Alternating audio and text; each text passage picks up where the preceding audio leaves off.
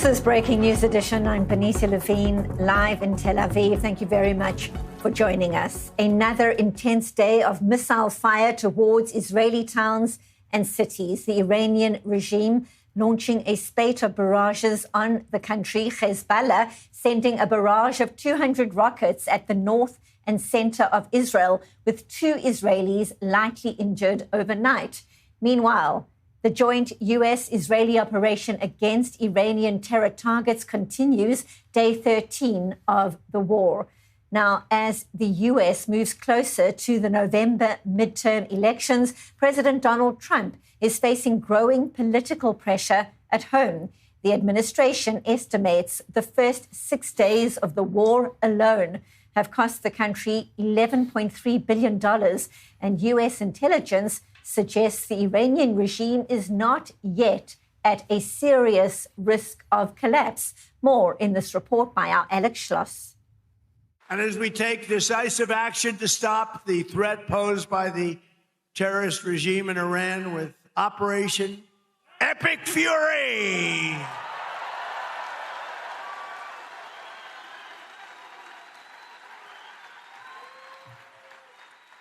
Is that a great name? Well, it's only good if you win. You know, you can only do. And we've won. Let me tell you, we've won. Trump says the war is going great and may end soon. But behind the victory talk, U.S. intelligence is sending a much tougher message.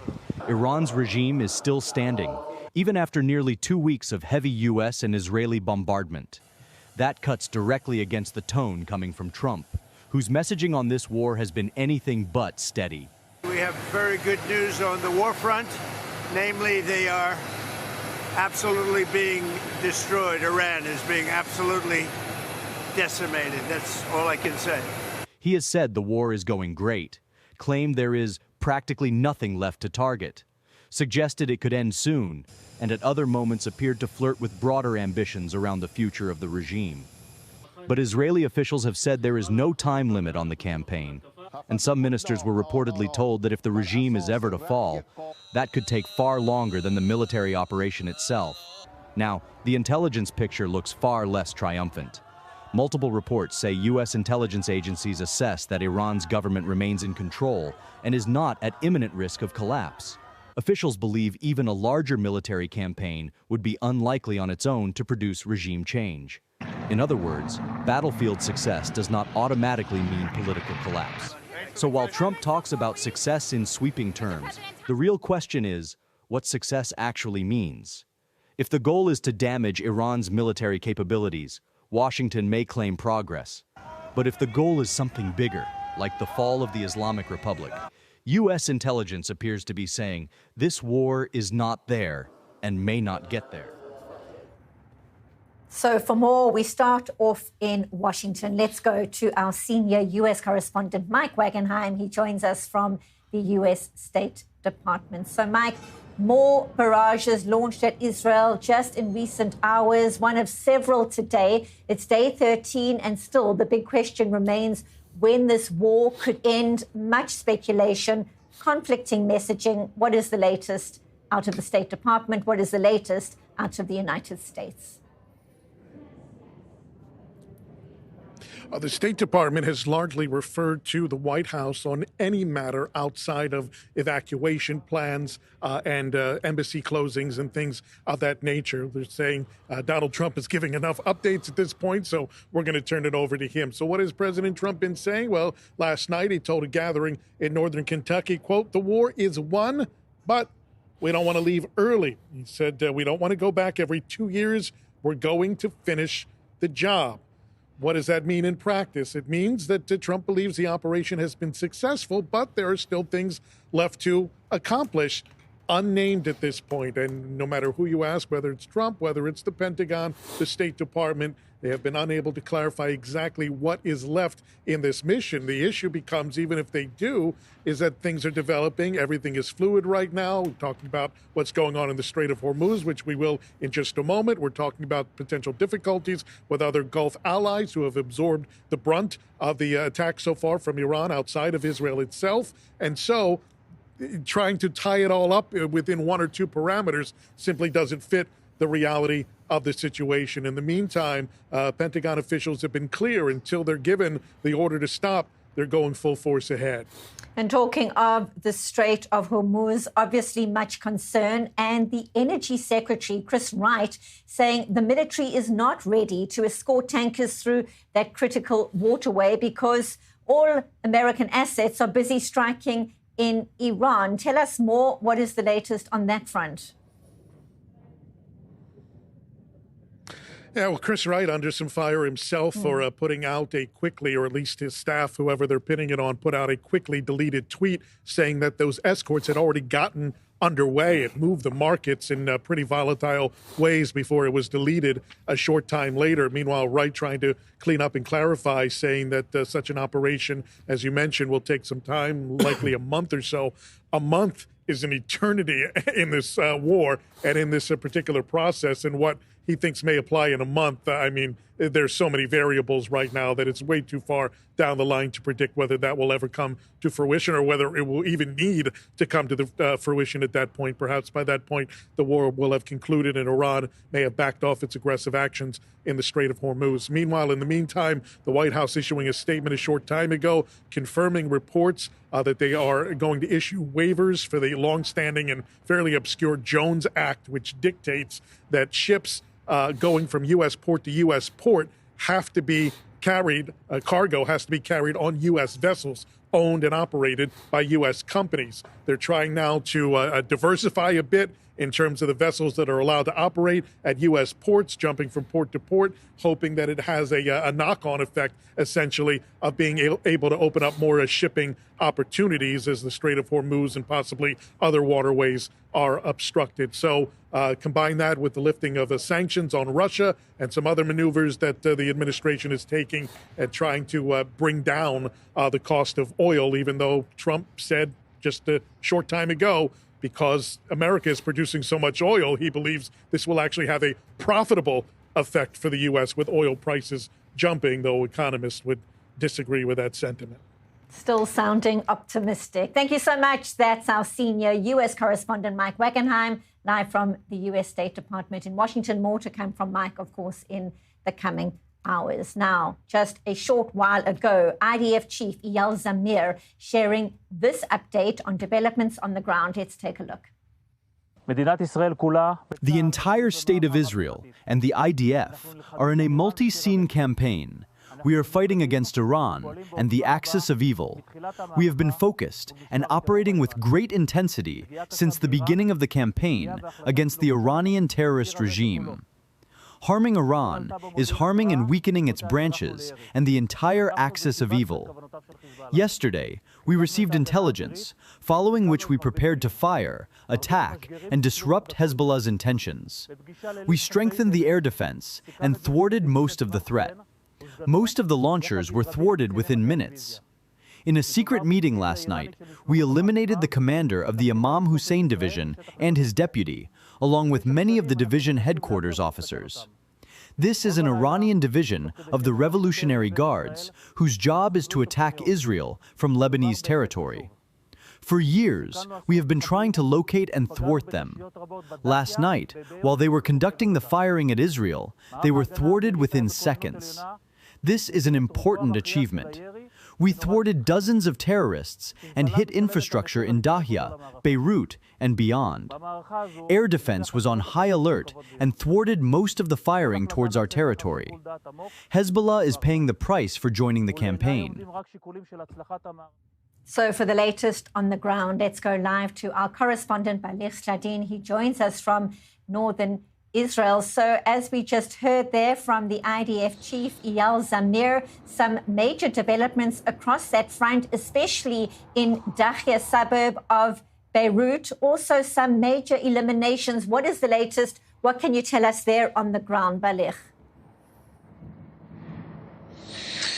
Yes, we are talking right now while in Beirut there is another wave of strikes on high-rise buildings in Beirut, and we're seeing also evacuation orders to many buildings there, and the people are fleeing from that area. Actually, today for the first time, also a building that is outside of Al-Dahya, the southern neighborhood of Beirut, suburb, and today the IDF is issuing a statement regarding an elimination, an interesting one for an Iranian, actually, commander that belongs to the Iranian Imam Hussein division that operates inside Lebanon. We're talking here about Ali Muslim Tabaja. He's a commander of the Iranian Imam Hussein division. The IDF chief of staff said that this is a major achievement, that he was actually killed in the IDF airstrikes. And one more thing that happened the past 24 hours that the IDF chief of staff did mention is actually the escalation that we've seen yesterday. Many speculated during the day, or actually at the start of the evening yesterday, that there will be a major barrage of rockets from Hezbollah. That actually happened, but apparently the IDF Home Front Command failed to inform the people of the north that this is actually coming. Although that we're talking here about 600 rockets that were about to be fired toward the north, and only 200 of them were launched ultimately because of the targeting of the missile launchers and the operatives that operated those rockets. Still, the IDF Chief of Staff, Eyal Zamir, just apologized, and he said that this is actually my responsibility and my responsibility alone, and we will learn from this. So we're saying that the operation continues, and Hezbollah continually also targeting the Israeli north, but thankfully, until now, we are not talking about any reports of any casualties, any fatalities, and from yesterday's large barrage, we're talking only about 2 people that were lightly injured. Certainly is a miracle considering the number of missiles that were launched at the north and center of the country. Correspondent Balir Sladen, live from northern Israel. Stay safe.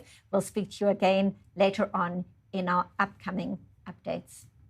Now for more. It's a pleasure to welcome to studio senior Middle East correspondent Ariel Oseran and our senior correspondent Owen Alterman. Thank you both for being here. So much on the go, much to unpack. I want to start, Ariel, with you and the developments across the northern front. We just heard from our colleague Balir, many developments, both directions, but significant eliminations by the IDF in terms of IRGC, not Hezbollah, Iranian commanders. Tell us more, the significance here. Yeah, Benita, this is significant, targeting IRGC commanders based in Beirut.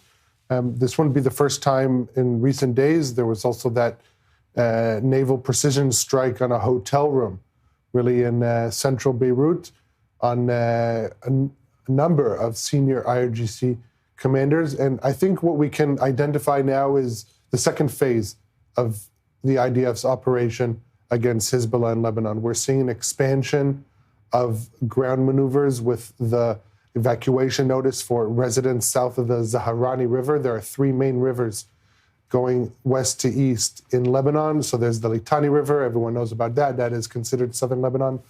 But above it, between the Litani River and the Zaharani River, that is also southern Lebanon, and that is also where Hezbollah forces are operating, launching rockets and drones at Israeli territory. So the IDF issuing an evacuation notice there, indicating expected ground and aerial operations in that area. And we're also seeing, with regards to Beirut, not only targeting the Hezbollah stronghold in the Dahia, the southern suburbs, but going now to targets in central Beirut, downtown the Lebanese capital. We've been seeing this in recent days. This latest wave of strikes that is currently ongoing is targeting Hezbollah sites also in the Dahia, but also in central Beirut. And this is just another indication that Hezbollah is using, densely populated areas, residential or commercial high-rises as a cover for its military operations against Israel, whether these targets are inside the buildings, under the buildings. Hezbollah is taking advantage of the civilian population, using them as human shields.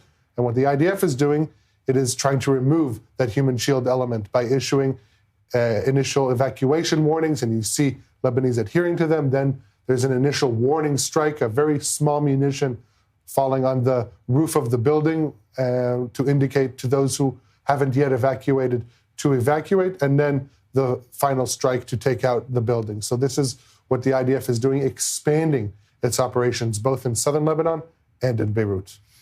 Certainly going to be fascinating to see how that expansion actually happens and what it means for the tens of thousands of reservists waiting to find out what lies in store. But if we could turn the spotlight from what is happening on the ground to literally what is happening in the ocean, and specifically the Strait of Hormuz. We're hearing the rhetoric from the US, from Iran, from many players across the region, such a crucial waterway. Owen, talk to us about what is at stake and what could unfold in those waters. A lot's at stake and a lot could unfold. For the time being, Benita, it's closed, or at least largely closed. And we even heard that from the new supreme leader, Mujtaba Khamenei, who didn't exactly come out of hiding, but at least had a statement issued on his behalf on TV where he said the strait will continue to be closed. Continue to be closed, Benita. From Iran's perspective, it's already closed. I think from the international shipping perspective, it is largely already closed. And you see the impact on oil prices, which haven't quite hit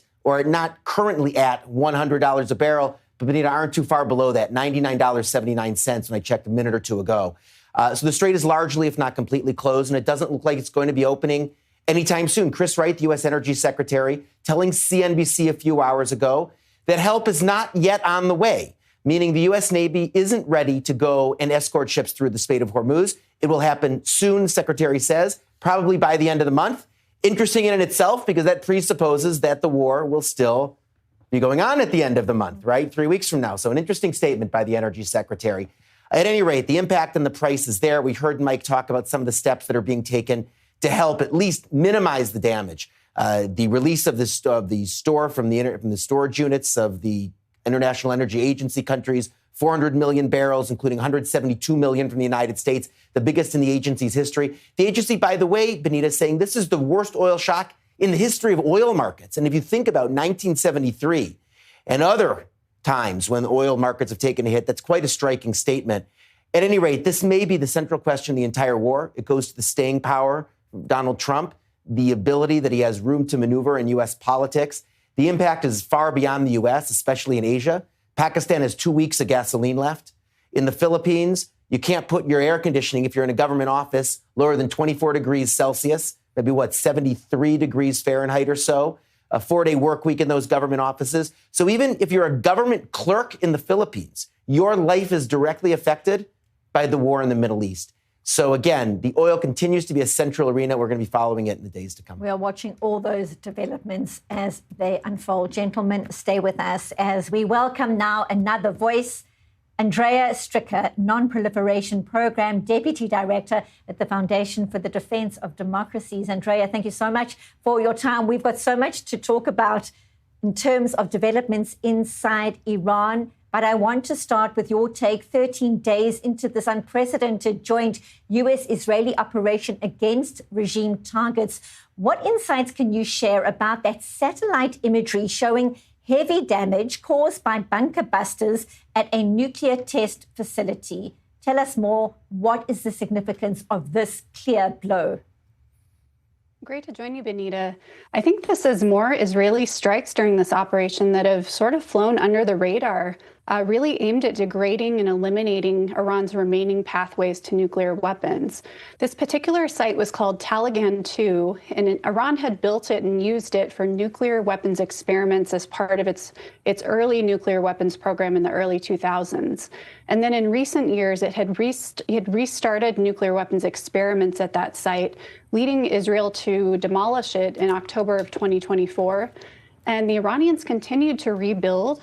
They put a new high explosives containment vessel at Taligan 2.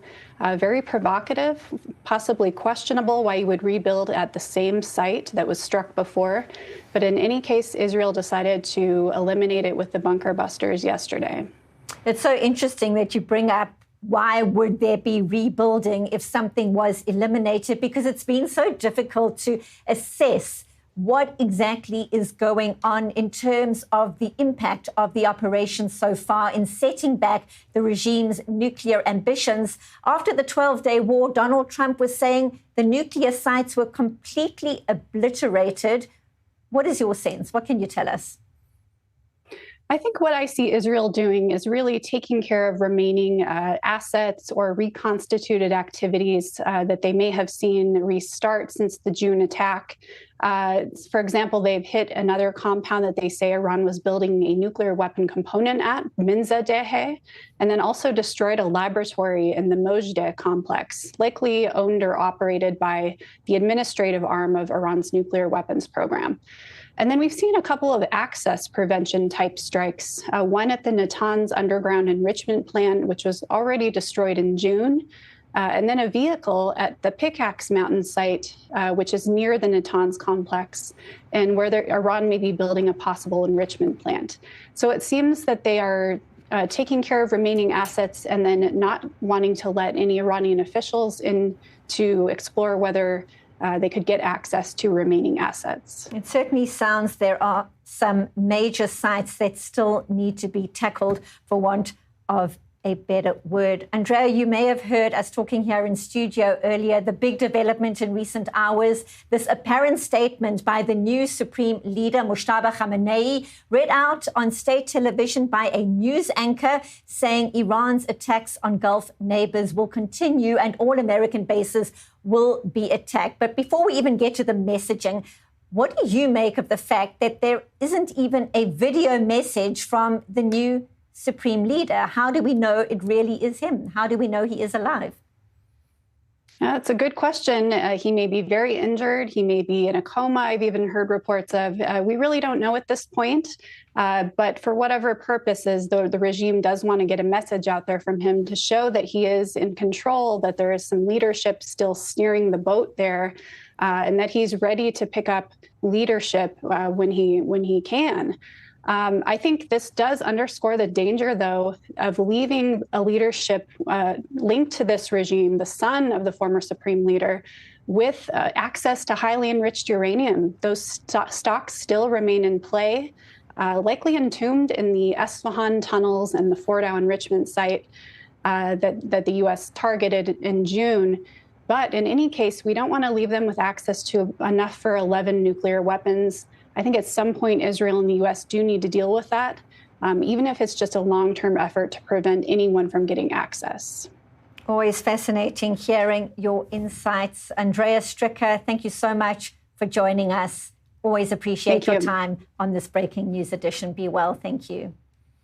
And now to developments on the ground here in Israel. Senior Middle East correspondent Ariel Oseran, an incident earlier on in the day in the West Bank. Details are emerging. What is confirmed? What do you know? What can you tell us? Yeah, an attempted attack on Israeli forces in the West Bank. Fire was opened at Israeli forces in a vehicle. No one was injured, and Israeli forces thwarted the incident. This shows that there's an attempt by various Palestinian groups to keep the West Bank front active. Now, just because Israeli forces are operating in a very high intensity in both Iran and Lebanon does not mean that they have significantly reduced their forces in the West Bank or have shifted the ongoing, in the West Bank, what we've seen is that there's a very consistent, not only military presence, but military action to try and prevent any terror groups from building capabilities, from developing advanced weaponry. And so as the IDF ongoing operation in the West Bank continues, so do the ongoing threats. This is one latest example, but there were no injuries among the Israeli forces. And again, that incident taking place at Tappuah Junction, that is an area in the West Bank one does hear of very often. Another incident, Ariel, today in Ramat Gan, a stabbing incident in the city, also developing situation in terms of the details. What updates can you share? Yeah, so this is an attack on the head of the religious kind of council in Ramat Gan, stabbed by an individual there. This is being described by the police as a terror attack, which is unusual.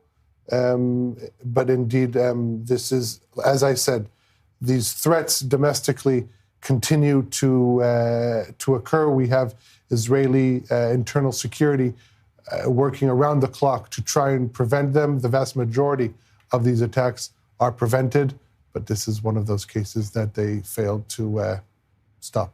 And again, these are developing situations, so we will bring you updates if there are any in our later broadcast. Gentlemen, stay with us right now. We're taking a very quick break. When we get back, our coverage continues on this breaking news edition. And we ask, how do doctors operate while missiles are being intercepted above their hospitals? I24 News went to Rambam Hospital in Haifa to find out. And still on health issues, dealing with trauma, an expert shares the best coping mechanisms. Stay tuned. This is I24 News, breaking news edition. Back in a bit.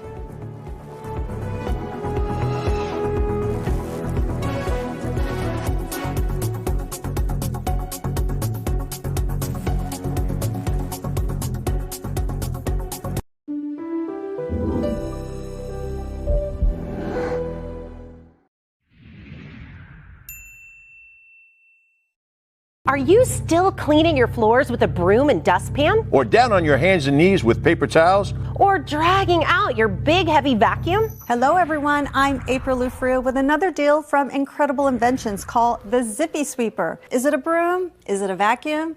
It's none of the above. It's an electric broom that sweeps up messes and spills quickly and easily. Whether you're cleaning up accidental spills in the kitchen, pet hair, dust, or crumbs from hard-to-reach places, Zippy has you covered. With its 360-degree swivel head and ultra-lightweight design, you'll get your cleaning done in half the time with zero hassle. It seamlessly transitions from hard surfaces like tile, vinyl, and hardwood to low-pile carpets. Say goodbye to tangled cords. The Zippy Sweeper is powered by a long-lasting rechargeable battery, giving you up to 60 minutes of uninterrupted cleaning power. This sweeper is equipped with a self-emptying dustbin, so you can dump the dirt with just one click, no messy bags, and no fuss. Perfect for homes with kids or pets, the Zippy Sweeper is as quiet as a whisper, so you can clean anytime without disturbing the peace. The Zippy Sweeper is available on Amazon for $109, but if you scan this QR code now, you can get it for the special on-sale price of just $59. That's $50 off instantly. Zippy would normally sell to major retailers like Walmart, Home Depot, and others, but today we're cutting out the major retailers so you can enjoy these huge savings at home. Go online or scan and save big with this QR code. And Zippy is also offering a 30-day money-back guarantee. So if you don't like it, send it back, and we'll even cover the cost of return shipping. Nobody else offers this kind of guarantee, so get your Zippy Sweeper today. Tired of the hassle and high costs of selling a home? We can help. At Ideal Agent, we'll connect you with a top local agent that'll sell your home fast for top dollar, and all this for as low as a 2% commission. We got the top dollar for our house and the lowest commission that I could have imagined. The house sold in 2 days. It was so exciting for us. Ideal Agent is available nationwide. There's no obligation, and best of all, our service is completely free. Call today or visit idealagent.com. In moments of challenge, strength comes from standing together. Israel Bonds launched an international campaign to rally global support for Israel following Operations Epic Fury and Roaring Lion, sending a clear and powerful message that now is the time to stand strong with Israel. Make your statement. Invest now at israelbonds.com. Scan the QR code to invest in Israel today.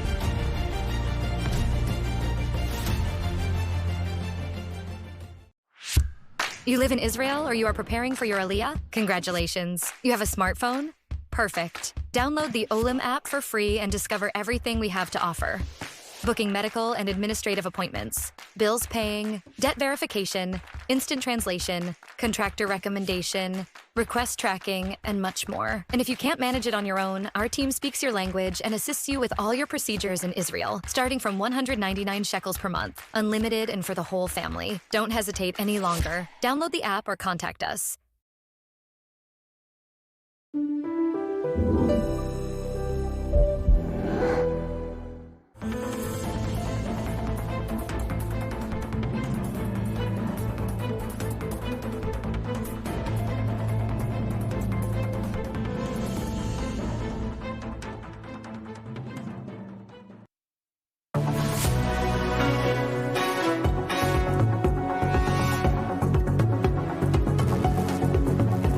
Welcome back to this breaking news edition. I'm Panisa Levine. Another intense day of missile fire towards Israeli towns and cities. The Iranian regime launching a spate of barrages on the country. Hezbollah sending a barrage of 200 rockets at the north and center of Israel, with 2 Israelis lightly injured overnight.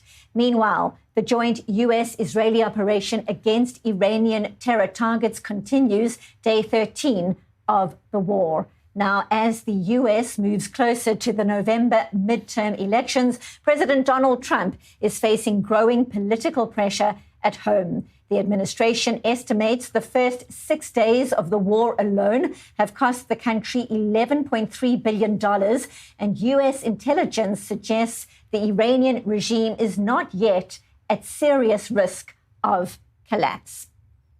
So for more reaction and insight, it's a pleasure to welcome Dr. Einat Wolf, chair of the Oz Party and author of Peace Not Now, joining us from Tel Aviv. Thank you so much for your time. Day 13, missile barrages towards Israel continue. This integrated effort by the Iranian regime and Hezbollah, and Israel and the U.S. are still striking terror targets. So to start, what is your sense of this unprecedented joint Israeli and American operation against the world's biggest sponsor of terror, taking on an existential threat? Your thoughts on the magnitude of this moment?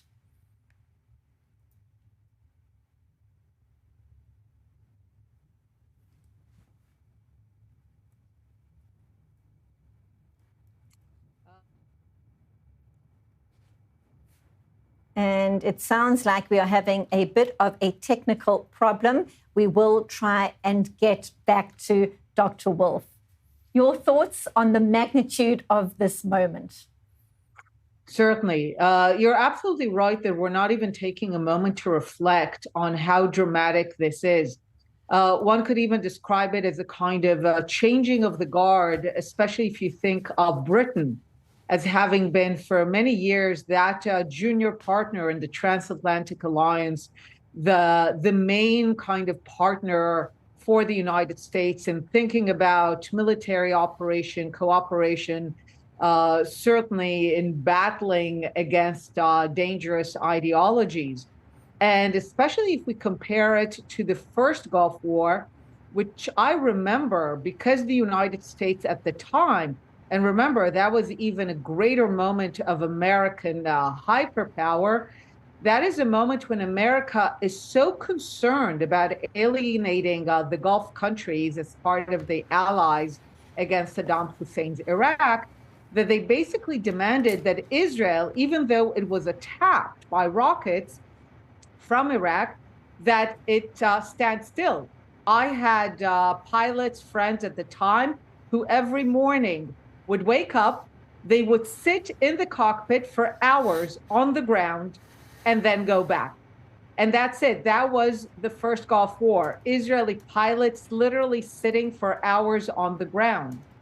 So think about, that was about 35 years ago. Think about the difference from that to where we are today, where there is no consideration of the United States cooperating with Israel, that this will alienate Arab countries, if anything, the opposite, where it is made clear that this was planned with Israel and clearly jointly executed with Israel.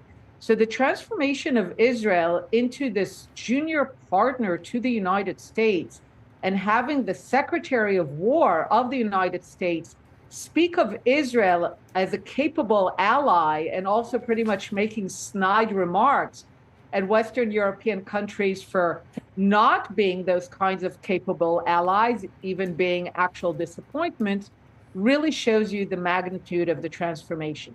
And talking about the magnitude of the transformation, when you look at what is unfolding in the Gulf itself, are you surprised that the Iranian regime has been targeting Arab nations, Gulf nations like the UAE, Saudi Arabia, Oman, Qatar, Turkey, and others? It's an intriguing long list. And it's also civilian sites like airports and hotels as well. Would you have expected a louder outcry from across the globe to those developments? Your thoughts, your insights? So the attacks on the Gulf states stem from two directions. The first is really one that kind of demonstrates the lashing out of the Islamic Republic, basically betting that the Arab countries, if they are attacked for a sufficiently long period of time, they will pressure the United States to stop. But in many ways, this undermines the cause, because the more the Islamic Republic demonstrates itself to be an insane actor, the notion that Arab countries had that they could live next to a weakened Islamic Republic seems less and less plausible. Even we recently heard talks about the Islamic Republic wanting to annex Bahrain.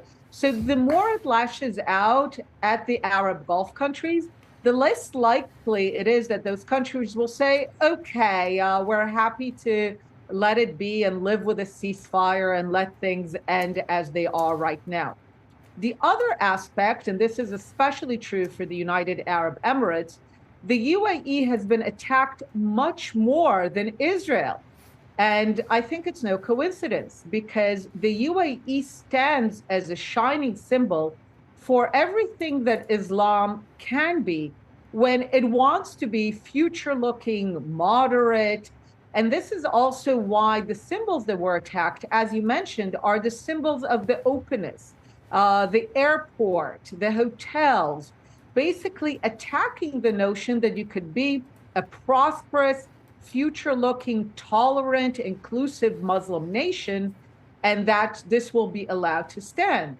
So the attack of the Islamic Republic on the UAE is more than anything an ideological attack, which again shows that if the Islamic Republic will fall, and I say it will, then this will be also an ideological fall. It won't just be regime change, it will be a fall of a whole model of what it means to be an Islamic ruled country.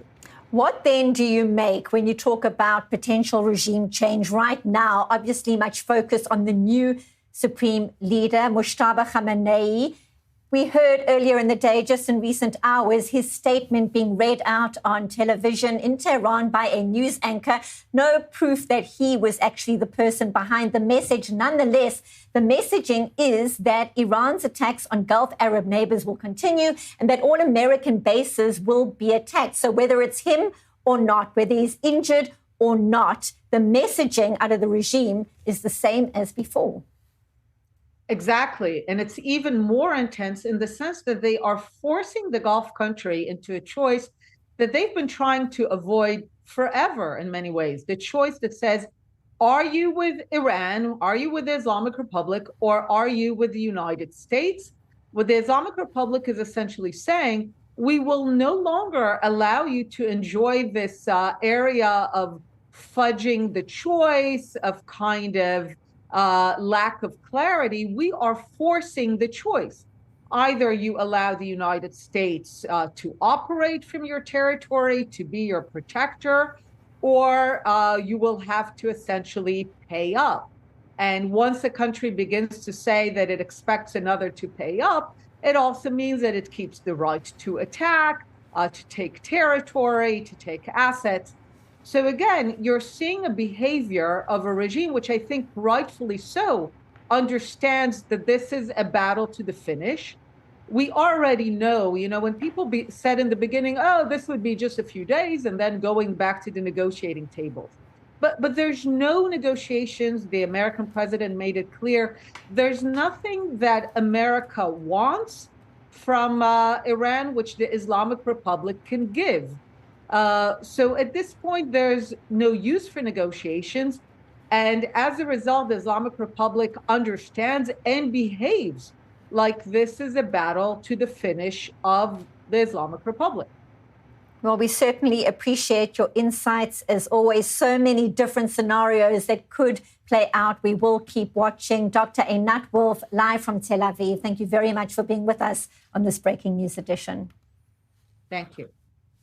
And now for more, senior correspondent Owen Alterman, your take on exactly what we've just heard. Also, interesting, so many reactions to this statement from the new supreme leader, but no sign of him in person. Right. Still hasn't shown his face, perhaps because he's injured. Benita, two thoughts on the terrific interview you just did with Einat Vilf. First of all, in terms of the Gulf states, I think there are two ways to look at this. One is that this is a hostage situation. The Iranians are essentially taking the Gulf states hostage with a metaphorical gun to their head for the world economy to tell them to stop. Again, if you look at the oil markets and what's supposed to mean for American public opinion and for U.S. politics, it's a hostage situation. The second possibility, what Einat Vilf described, it's a protection racket. It's essentially a protection racket for the United States to get out of the Gulf, for this to become part of Iran's sphere of influence, and for these countries, and Einat Vilf essentially said it, to, in one way or another, pay protection money geopolitically to Iran for Iran to be their supreme. But where she talks about comparing the U.S.-UK special relationship and the U.S.-Israel special relationship, I think we still have to be conscious of the limits of the comparison and the idea that Israel has somehow replaced Britain. First of all, Benita, we can't fool ourselves. Israel is underwater in American public opinion. According to Gallup, more Americans now sympathize with Palestinians than sympathize with us. We have an entire political party, the Democratic Party, where, of course, there are still some heroic pro-Israel Democrats. But if you look at where rank-and-file Democrats are in the trend lines, it's obviously not good. And that's one of the two major political parties in the U.S. And also, Britain was an all-purpose American ally in theaters around the world. If you ask yourself, God forbid next year the Chinese try to invade Taiwan, I think it would be expected that the British, in one way or another, would be there helping the United States. Would Israel start to get involved militarily in a theater that far from home? We are interested in our small country, in our region. We're an essential regional partner for the United States, but are we an international or global partner in the way that Britain is? Again, I think we have to be conscious of the limits of this relationship, as well as we're conscious of how strong it is in the parts where it's essential. Fascinating, as always. I want to turn very quickly to our senior Middle East correspondent, Ariel Osran, for two updates. Firstly, the Iranian state media saying the wife of the late Supreme Leader Ali Khamenei is, wait for it, alive, contrary to reports in recent days. Also, an update from CENTCOM on how successful operations are, in fact, in Iran, something we were talking about a little bit earlier on in the broadcast. What details can you share? Yeah, so we know that in the opening strike that eliminated Supreme Leader Ali Khamenei, his wife was in the vicinity, and she was originally reported dead. Now, it is very possible that she did survive this strike. Ultimately, we also, if we listen to everything that comes out of the Iranian state media, we will kind of lose our minds, because they also denied that Khamenei himself was eliminated. They also said that Mojtaba Khamenei was not injured, and then it was reported that he was injured and he didn't even appear now in this televised readout of his speech. So I think this is something that we will know more information about as the time comes. She didn't hold any official position in the Islamic Republic, but the fact that she's the wife of the late Khamenei is significant. As regards to the update from CENTCOM, saying that they targeted, since the beginning of Operation Epic Fury, more than 6,000 targets, including hitting or destroying over 90 naval vessels, of them over 30 mine-laying ships. Now, this is at least half of that number was taken out even before the reporting came out that Iran was laying mines or was intending to put mines in the Strait of Hormuz. So we're seeing that this was anticipated by American forces, and they're working actively to remove the threat. Now, the question is, yes, they took out 30 mine-laying ships. How many mines did those ships lay before they were destroyed? Ultimately, this is something that is going to emerge as the effort to keep the maritime waterway of the Strait of Hormuz open. But indeed, this shows once again that the threats coming from the Islamic Republic to the Strait of Hormuz and other significant waterways in the region is ongoing. That certainly is ongoing, as we were discussing a little bit earlier on in this broadcast. Gentlemen, stay with us as we turn our attention to another angle of this war, dealing with trauma during war, after war, and then again another war. It's coming up for 2.5 years since October 7th. That war lasted 2 years, and now Israelis are back in shelters several times a day amidst this latest chapter, the war on Iran. So for more, it's a pleasure to welcome Gila Talub, the co-founder and executive director at Israel's Collective Action for Resilience Collective, joining us now from Modi'in. Thank you so much, Gila, for your time.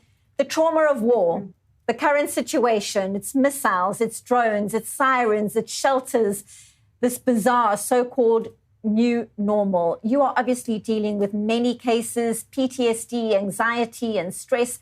Talk to us about what you are seeing and the best coping mechanisms for people right now. All right. So the first thing I'm going to say is just that I'm not a mental health professional, but through my work, I see a lot. And over the past few months, we've been working on a campaign called HRU. If people are looking for information, they can go online and look for HRU, like how are you?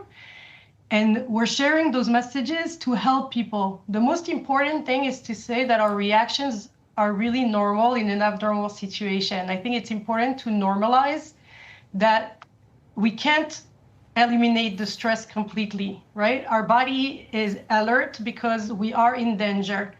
So the goal for everyone is to keep coming back to stability again and again and again. And so it's not rocket science, right? You need to look at things like slow breathing, drinking water.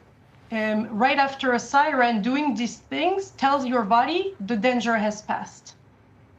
So it's really interesting because anecdotally, we've heard people saying that just the warning alert sound on people's phones is piercing enough to stress many people out. Although, make no mistake, they save so many lives. But specifically, people like a routine and children need a routine. So when it comes to dealing with children who are stressed over the sirens, the racing to the shelters, the uncertainty of what is going on, what is the best way to calm young people in cases like this? Okay, so like you said, what helps children the most is routine and calm adults. And children quickly sense when adults are worried. Even if we think we're doing a great job at hiding, they know we're worried. And so the best is to actually talk about it in a way that's age appropriate. For example, for young children, to tell them, look, the siren is not the bad guys attacking, it's the good guys telling us to find shelter because we need to stay protected.